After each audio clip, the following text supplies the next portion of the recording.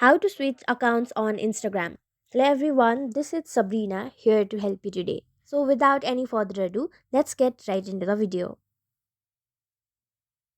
So first, launch your Instagram application and then tap on your profile icon from your bottom right corner.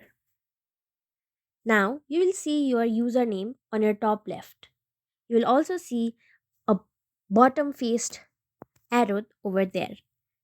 Tap on it and then you will see all your profiles that you have saved on your Instagram. So from there you will be able to switch to any account. But if you want to add another Instagram account, simply go to add Instagram account. Then if you want to create a new one, go to create new. But if you want to log into existing account, select login to existing account.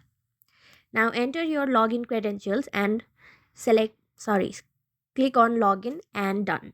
So that's it. Thank you for watching this video. Make sure to like, share and subscribe to our YouTube channel.